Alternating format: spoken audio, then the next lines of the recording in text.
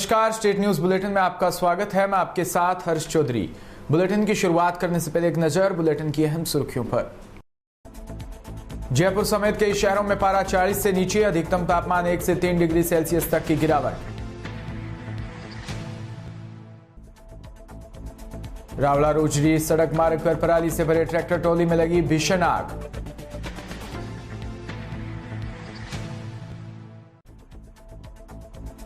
बगानी कस्बे में गुजर गोट ब्राह्मण समाज द्वारा हर्षोल्लास के साथ मनाई गौतम जयंती।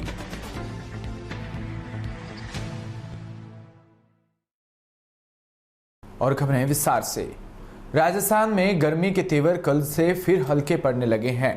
जयपुर, करौली, सीकर समेत कई शहरों में कल दिन के अधिकतम तापमान में 1 से 3 डिग्री सेल्सियस तक की गिरावट हुई। मौसम विशेषज्ञों की माने तो एंटी साइक्लोनिक सर्कुलेशन सिस्टम खत्म होने के कारण तापमान में गिरावट हुई। इस कारण दिन के तापमान के साथ ही रात के तापमान में भी पारा गिरा है और कई शहरों में न्यूनतम तापमान 15 डिग्री सेल्सियस के आसपास पहुंच गया। जयपुर मौसम केंद्र की माने तो अगले 4 दिन प्रदेश में मौसम पूरी तरह शुष्क रहेगा। तापमान में 38 से 40 डिग्री सेल्सियस के बीच बना रह सकता है। मौसम की बात करें तो जयपुर, अजमेर, भीलवाड़ा, सीकर, उदयपुर समेत 14 शहरों में शुक्रवार को दिन का तापमान 40 डिग्री सेल्सियस से भी नीचे रहा। सबसे कम तापमान सीकर जिले में 36.5 डिग्री सेल्सियस रिकॉर्ड किया। चूरू, गंगानगर जैसे गर्म शहरों में भी कल दिन का पारा 40 डिग्री सेल्सियस से नीचे चला गया। दिन के अलावा रात के तापमान में भी गिरावट हुई है। खबर नागौर से, जहां सैनिक क्षत्रिय माली समाज नागौर के तत्वाधान में रामनवमी 10 अप्रैल को होने वाले तृतीय सामूहिक विवाह समारोह के लिए माली समाज तृतीय सामूहिक विवाह के लिए जेवराई देवी स्वर्गीय कृपाराम सोलंकी ने 1,21,000 की सहयोग राशि प्रदान की। आयोजन समिति के सदस्यों की ओर से आयोजन के निमित्त विभिन्न शहरों व तहसील केंद्रों पर समाज बंधुओं को आयोजन के निमित्त निमंत्रण भी दिए। माली संस्थान के माली समाज अध्यक्ष राम स्वरूप पवार, जेवराई देवी पूर्व प्रधान धर्मपत्नी स्वर्गीय कृपाराम सोलंकी, पूर्व सभापति नागौर व उनके पुत्र अखिलेश परवीन सोलंकी द्वारा विभिन्न स्थानों पर समाज बंधुओं के पदाधिकारियों को विवाह के निमंत्रण पत्र देकर अधिकतम संख्या में पधारने का भी आह्वान किया।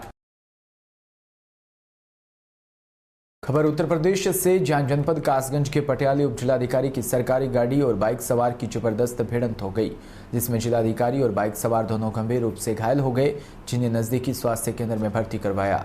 दरअसल पूरा मामला कासगंज जनपद की पटियाली कोतवाली क्षेत्र का है, जहां उप जिलाधिकारी पटियाली प्रेम नारायण सिंह अपनी सरकारी गाड़ी से सिकंदपुर वेश्य थाना के विद्यालय को चेक करने के लिए जा रहे थे। तभी गांव खलोड़ा के पास सामने से आ रही अनियंत्रित बाइक उप जिलाधिकारी की सरकारी गाड़ी में भिड़ गई, जिसके चलते उप जिलाधिकारी प्रेम नारायण सिंह के गंभीर चोट आई, तो वहीं बाइक पर सवार युवक पूर्ण गंभीर रूप से घायल हो गया।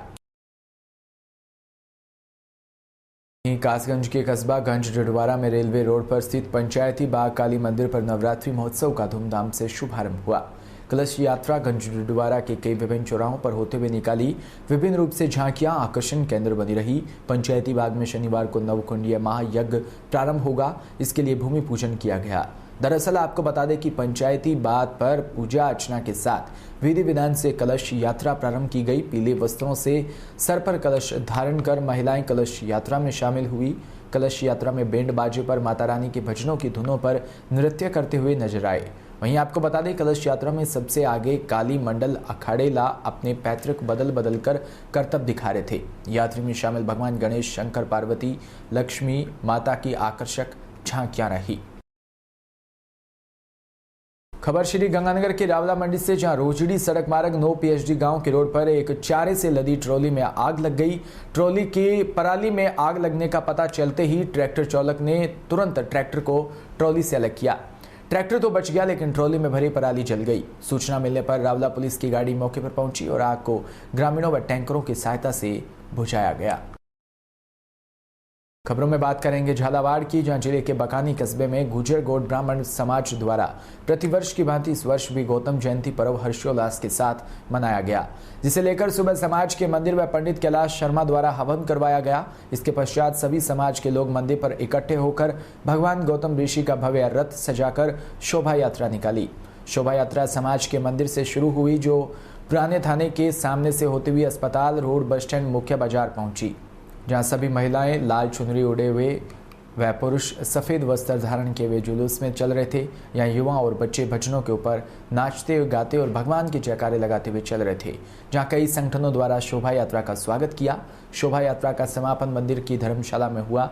सभी मंदिर की धर्मशाला में इकट्ठे होकर पूरे वर्ष का हिसाब किताब का ब्यौरा भी बताया और भगवान की महाआरती के बाद प्रसाद का वितरण किया गया। इसी के साथ बुलेटिन में इतना ही। नमस्कार।